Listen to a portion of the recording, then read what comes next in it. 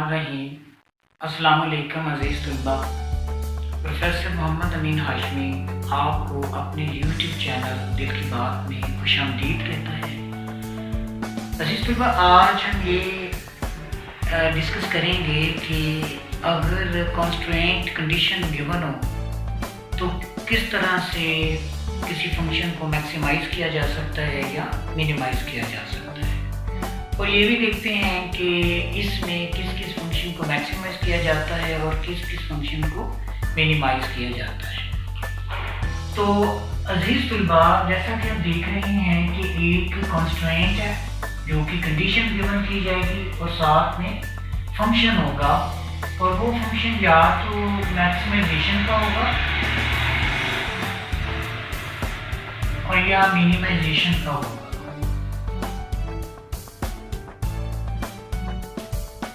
अगर वो मैक्सिमाइजेशन का है तो उसमें normally it may be profit function, it may be utility function, it may be output function, production function. तो ये नॉर्मली फंक्शंस होंगे जिनको मैक्सिमाइज करेंगे अगर कॉन्स्ट्रेंट कोई एक कंडीशन में गिवन हो। तो मिनिमाइजेशन में नॉर्मली कॉस्ट को मिनिमाइज किया जाएगा। तो अजीज तलबा, जब कोई कंडीशन गिवन होगी, और अब हम ये देखते हैं कौन कौन सी कंडीशंस हो सकती हैं। नंबर 1, इनकम कॉन्स्ट्रेंट हो सकती है जिसको बजट कॉन्स्ट्रेंट भी कहते हैं। इसी तरह आउटपुट कॉन्स्ट्रेंट भी फंक्शन होता है। कॉस्ट कॉन्स्ट्रेंट भी, यानी कि कॉन्स्ट्रेंट कंडीशंस हो सकती है। तो अब हम ये देखते हैं कि क्योंकि ये सेपरेट से भी आ जाता है तो इस वजह से इसको अलग से भी लिख लेते हैं। अब हम ये देखते हैं कि जिस फंक्शन को अजीज तलबा मैक्सिमाइज करना है या मिनिमाइज करना है, उस फंक्शन को बेसिक फंक्शन कहते हैं। बेसिक फंक्शन को ऑब्जेक्टिव फंक्शन भी कहते हैं। ठीक है, तो इस क्वेश्चन में एक बेसिक फंक्शन होगा और बेसिक फंक्शन के साथ कंस्ट्रेंट फंक्शन होगा। अब जिस तरह का बेसिक फंक्शन होगा उसी तरह की कंस्ट्रेंट जो एक फंक्शन है वो भी होगा। फॉर एग्जाम्पल, अगर बेसिक फंक्शन यूटिलिटी का है तो इसके साथ इनकम कॉन्स्ट्रेंट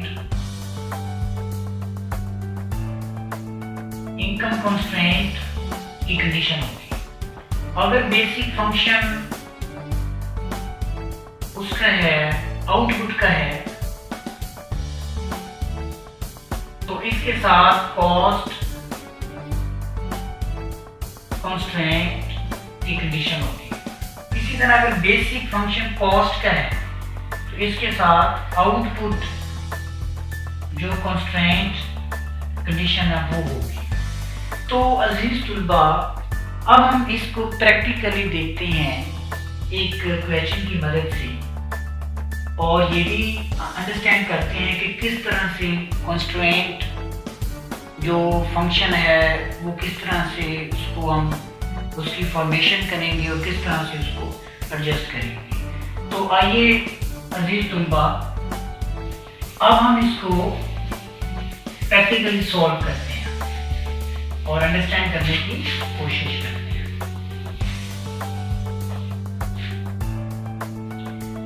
अजीज तलबा, देख रहे हैं कि एक्सरसाइज नंबर 19 का ये पहला क्वेश्चन है। ये हमीद शाह साहब की बुक है। ये यूटिलिटी फंक्शन गिवन किया गया है, साथ उसने अगर यूटिलिटी फंक्शन है तो डेफिनेटली इनकम कॉन्स्ट्रेंट की कंडीशन होगी और यहाँ पे उसने मेंशन किया हुआ है कि प्राइस ऑफ एक्स है, प्राइस ऑफ वाई है और इनकम साथ गिवन है। इट मीन्स कि इनकम कॉन्स्टेंट है। तो ये किस तरह से इसका जो फंक्शन है उसकी हम फॉर्मेशन करेंगे, वो ऐसे करेंगे कि जिनकी प्राइसेस गिवन होती है ना, डेफिनेटली उन्हीं की वैल्यूज हमने मूव करनी है। एक चीज तो ये है कि x into price of x, y into price of y is equal to income. ये एक कंडीशन इम्पोज की गई है कि इस कंडीशन को मद्देनजर रखते हुए आपने यूटिलिटी फंक्शन को मैक्सिमाइज करना है इस y की वैल्यू पे और इस x की वैल्यू पे और लैम्डा की वैल्यू पे। और आपने बेसिकली फाइंड आउट क्या करना है कि x और y की और लैम्डा की वैल्यूज मूव करनी है जहां पे यूटिलिटी फंक्शन मैक्सिमाइज्ड हो। आपने नेसेसरी कंडीशन को यूज करना है, सफिशिएंट कंडीशन को यूज करना है और आपने कंस्ट्रेंट जो कंडीशन है उसको सेटिस्फाई भी करना है, जो कि उस वक्त ये सेटिस्फाइड होगी जब सफिशिएंट कंडीशन आपकी फुलफिल होगी। तो इसको आप दो तरीकों से सॉल्व कर सकते हैं। नंबर 1 हमारे पास मेथड है लैग्रेंजियन मेथड से, ठीक है ना। इसको लैग्रेंजियन मल्टीप्लायर मेथड कहते हैं। तो इसी मेथड से हम इसको सॉल्व करेंगे। तो अजीज तुलबा, इस मेथड से इसको सॉल्व करने का तरीका क्या होता है कि ये जो हमारे पास कंस्ट्रेंट फंक्शन है जो कि इनकम का है, इसको जरा प्रॉपर फॉर्म में लिखते हैं और इसकी वैल्यूज भी पुट अप करते हैं जो इनकी प्राइसेस हैं जो गिवन की हुई हैं। प्राइस ऑफ एक्स कितनी है जी 4, तो ये हो जाएगा 4x plus price of Y कितनी है 10 y is equal to income कितनी है 200। यानी कि ये कॉन्स्ट्रेंट जो एक फंक्शन है वो हमारे पास एक्चुअल फॉर्म में आ चुका है। अब इसका तरीका क्या आता है कि इसको 0 के इक्वल करते हैं। आपने लिखना है कि कॉन्स्ट्रेंट फंक्शन इक्वल टू 0। तो जब आप इसको 0 के इक्वल करेंगे तो ये हो जाएगा 200 नेगेटिव 4x नेगेटिव 10y, यानी कि ये वाला एक फंक्शन बनेगा। अब हम इसको लैम्डा से मल्टीप्लाई करेंगे क्योंकि ये मल्टीप्लाई मेथड है, तो इस वजह से 200 नेगेटिव 4x नेगेटिव 10y। अब हम इसको ऐड कर देंगे, एडिंग दिस वन, यानी कि lambda 200 minus lambda 4x minus lambda 10y को हम ऐड कर देंगे किसमें, टू बेसिक फंक्शन में। तो बेसिक फंक्शन हमारे पास ये वाला यूटिलिटी का, utility is equal to x y plus ये वाला एरिया यहाँ पे आ जाएगा। तो ये आ जाएगा जी lambda 200 minus lambda 4x minus lambda 10y। तो ये हमारे पास ऐड करने के बाद यूटिलिटी का फंक्शन इस फॉर्म में आ चुका है। अब अजीज तुल्बा, इसमें आप देखें कि कितने वेरिएबल्स हैं, x भी है, y भी है और लैम्डा भी है। तो अब चूंकि हमने नेसेसरी कंडीशन को यूज करना है, तो इसमें क्या किया जाता है कि इनके पार्शियल हम डेरिवेटिव्स लेंगे। तो partial derivatives with respect to x लेंगे, विद रिस्पेक्ट टू y लेंगे और विद रिस्पेक्ट टू लैम्डा लेंगे। तो सबसे पहले हम इसका पार्शियल डेरिवेटिव लेते हैं विद रिस्पेक्ट टू x। तो ये y आ जाएगा, जहाँ जहाँ x है उसका डेरिवेटिव आएगा। इसका मतलब ये होता है ये negative 4 lambda is equal to 0। ये फर्स्ट इक्वेशन हो जाएगी। अब विद रिस्पेक्ट टू y इसका डेरिवेटिव लेंगे, ये x रह जाएगा क्योंकि y खत्म हो जाएगा, ये y है तो नेगेटिव 10 लैम्डा आ जाएगा is equal to 0। Second equation आ गई। अब विद रिस्पेक्ट टू लैम्डा इसका डेरिवेटिव लेंगे तो 200 negative 4x negative 10y is equal to 0 और ये थर्ड इक्वेशन आ जाएगी। अब आपने क्या करना है, अब आपने पहली इक्वेशन को solve, equation 1 for lambda, lambda के लिए आपने इसको सॉल्व करना है। तो ये इक्वेशन 1 है, sorry y -4 lambda is equal to 0, तो -4 लैम्डा -y, इसका कोफिशिएंट 1 है, -1 बाई -4 इंटू y, तो लैम्डा की वैल्यू आ जाएगी 0.25 इंटू y, और ये इक्वेशन नंबर हो जाएगी 4। ठीक है जी। अब लैम्डा की वैल्यू को हम सब्स्टिट्यूट करेंगे इक्वेशन नंबर 2 में, जहां पे लैम्डा है। तो पुटिंग लैम्डा इन इक्वेशन 2, तो जब आप इसको इक्वेशन नंबर 2 में पुटअप करेंगे तो x -10 lambda is equal to 0, x -10 lambda की जगह पे लिया जाए 0.25y इज इक्वल टू 0, तो x -2.5 is equal to 2.5y is equal to 0, और इससे हम कहेंगे कि ये इक्वेशन नंबर 5 है। अब इक्वेशन नंबर 5 का और इक्वेशन नंबर 3 को आपने कंपेयर करना है, इनका कंपैरिजन करना है। चूंकि इक्वेशन नंबर 5 में x भी है y भी है, और इक्वेशन नंबर 3 में भी x और y है, लिहाजा हम इनको कंपेयर करेंगे। तो सबसे पहले हम लिखेंगे इक्वेशन नंबर 3, जो कि है -4x -10y। एक्चुअल जो फॉर्म है, अब ये जो कांस्टेंट उधर हम इसको शिफ्ट कर देंगे तो ये 200 नेगेटिव का हो जाएगा, और ये इस तरह से थर्ड इक्वेशन। अब ये वाली इक्वेशन है जी equation number 5, x -2.5y is equal to 0। अब या तो अपने x को खत्म करना है या y को खत्म करना है। तो अगर आप इक्वेशन v को, यानी कि इक्वेशन v को मल्टीप्लाई कर दें 4 के साथ, क्योंकि आपने x को खत्म करना है, और देन इसको ऐड कर दें, देन एडिंग बोथ इक्वेशंस को ऐड कर दें तो ऑटोमेटिकली खत्म हो जाएगा। तो -4x -10y is equal to -200। अब इसको मल्टीप्लाई किया किसके साथ, 4 के साथ। देखिए 4 के साथ मल्टीप्लाई किया तो 4x -10y is equal to 0। तो ऐड करेंगे तो ऑटोमेटिकली डायरेक्टली ये जो x है ये खत्म हो जाएगा, -20y आ जाएगा, -200 आ जाएगा, और y की वैल्यू क्या आ जाएगी,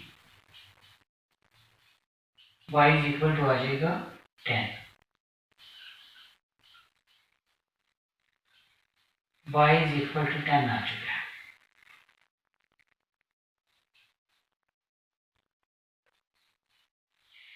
अब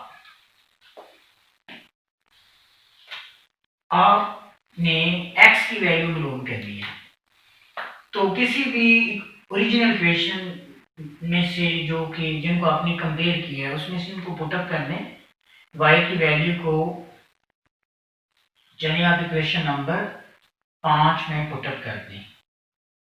तो इक्वेशन नंबर जो 5 है वो है कि x -2.5 y की जगह 10 आ जाएगा इज इक्वल टू 0, और x -25 आ जाएगा इज इक्वल टू 0, और x ये नेगेटिव उधर जाके ये पॉजिटिव हो जाएगा, और x इज इक्वल टू हो जाएगा 25, और यूँ हमारे पास x की वैल्यू भी आ गई है। ठीक है। अब हमने लैम्डा की वैल्यू को मालूम करना है। तो लैम्डा की वैल्यू कैसे आएगी, लैम्डा ऑलरेडी हमने फाइंड आउट किया हुआ है, जो कि 0.25 y की इक्वल है 0.25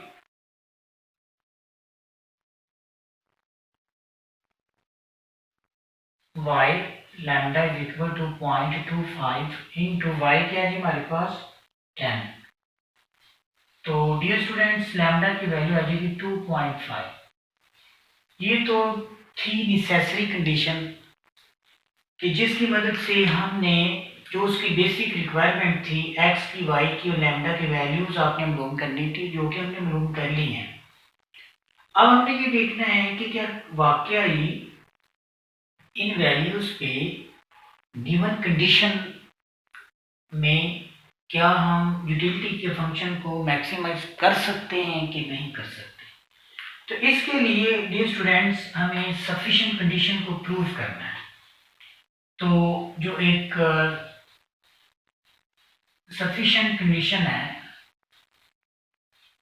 उसको प्रूव करने के लिए उसका फॉर्मूला ये है 2 इंटू, चूंकि यूटिलिटी का फंक्शन है u आ जाएगा और इसमें वेरिएबल्स x एंड y है, x and y into gx g represent करता है इसको कांस्टेंट फंक्शन को, और इसमें वेरिएबल x भी है और gy वेरिएबल y भी है, नेगेटिव uxx और इसका ऑपोजिट है gy का स्क्वायर। ये फॉर्मूले का हिस्सा है uyy जो वेरिएबल्स होंगे, और इसका ऑपोजिट है gx का स्क्वायर। चूंकि यूटिलिटी का फंक्शन है लिहाजा ये लेफ्ट साइड ग्रेटर देन होनी चाहिए 0 से। अब इसमें ये second order direct partial derivatives हैं, इसका मतलब ये होता है। अब सबसे पहले हमें क्या चाहिए जी, हमें ux y चाहिए, हमें gx चाहिए, हमें gy चाहिए, हमें uxx चाहिए, हमें uyy चाहिए। तो ये कैसे आएंगे dear students, no need to worry. ux का मतलब ये है कि ux का डेरिवेटिव लेंगे विद रिस्पेक्ट टू y, तो ये ux है। अब इसका विद रिस्पेक्ट टू y आपने डेरिवेटिव लेना है तो 1 आ जाएगा, 1 आ गया। इसी तरह ux का डेरिवेटिव लेना विद रिस्पेक्ट टू x, ये ux है। इसका with respect to x derivative लेंगे तो x है ही नहीं है इसमें, लिहाजा ये 0 आ जाएगा। uy का डेरिवेटिव लेना विद रिस्पेक्ट टू y, तो uy ये है, इसका derivative with respect to y लेंगे तो y है ही नहीं, लिहाजा ये भी 0 आ जाएगा। अब ये जो g है बेसिकली कॉन्स्ट्रेंट फंक्शन को रिप्रेजेंट करता है, तो ये कॉन्स्ट्रेंट फंक्शन है, एक्चुअल फॉर्म इसकी ये है। और आपने डेरिवेटिव्स कब लेने, जब आपने इसको इक्वल करना है 0 के। तो g यानी कि कॉन्स्टेंट फंक्शन का with respect to x derivative लेंगे तो -4 आ जाएगा, कॉन्स्टेंट फंक्शन का with respect to y derivative लेंगे तो -10 आ जाएगा, ठीक है। अब इन वैल्यूज को इसमें पुटअप करें सफिशिएंट कंडीशन में और देखें कि क्या जो एक नतीजा है वो अखज़ किया जाता है। 2 इंटू uxy है 1, gx है -4, gy है -y, माइनस uxx है 0 इंटू gy -4 का स्क्वायर, नेगेटिव uyy है 0 इंटू gx, नेगेटिव, अच्छा यहाँ पे ठीक है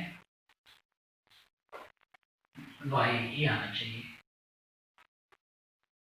-10 का स्क्वायर, ठीक है, और यहाँ -4 का स्क्वायर इक्वल टू 0। जी स्टूडेंट्स इसमें देखें कि ये 2 इंटू 4 8 और 8 यहाँ पर भी -4 -10, तो ये आ जाएगा 80, ठीक है ये। अच्छा 80 आ गया, ये भी -0 हो जाना है और ये भी -0 ही हो जाना है, क्योंकि इसको ओपन करने से मल्टीप्लाई करेंगे तो 0 ही आ जाना है। तो 80 ग्रेटर देन है यानी कि इस 0 से, लिहाजा ये जो साइड है लेफ्ट साइड ग्रेटर देन हो गई यानी कि पॉजिटिव आ गई है।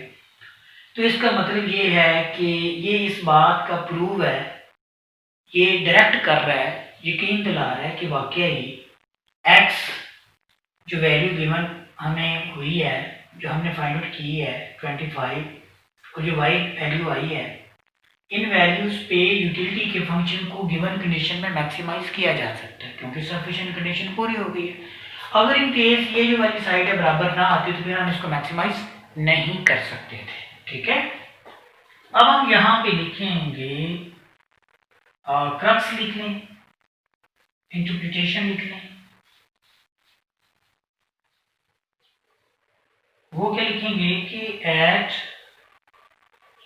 x is equal to 25, y is equal to 10, the utility function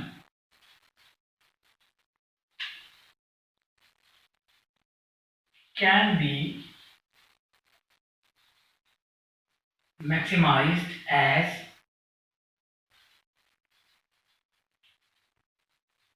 sufficient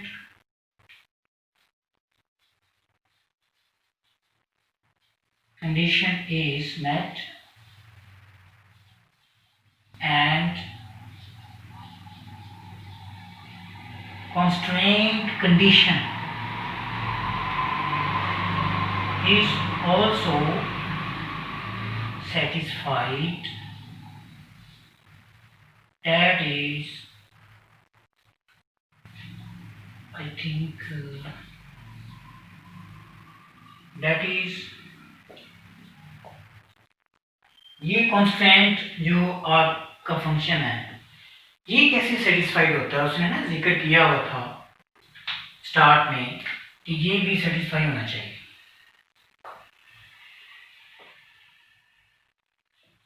तो ये कैसे आपका वो होगा कि इस कॉन्स्टेंट फंक्शन में अब हमें पता चल चुका है कि x की प्राइस का भी हमें पता था, y की प्राइस का भी पता था। अब अगर हम इनकी वैल्यूज को बीच में पुटअप करते हैं तो देखते हैं कि जो इनकम थी एक कंज्यूमर के पास, क्या उस इनकम को उसने मुकम्मल तौर पर कंज्यूम किया है और उस इनकम को उसने खर्च किया है। अगर तो वो मुकम्मल तौर पर खर्च हो गई है तो इट मीन्स कि ये जो एक कॉन्स्टेंट फंक्शन है सेटिस्फाइड हो गया है। अब हम देखते हैं इसमें पुटअप करके देखते हैं 4x + 10y is equal to 200। तो 4x क्या है जी, हमारे पास 25 है, plus 10 into 10 is equal to 200। अब आप इसको सोल्व करेंगे तो ये 100 आ जाएगा, ये भी 100 is equal to 200। It means के 200 इज इक्वल टू 200, हैंस जो कि कंस्ट्रेंट एक कंडीशन है वो भी सेटिस्फाइड हो चुकी है।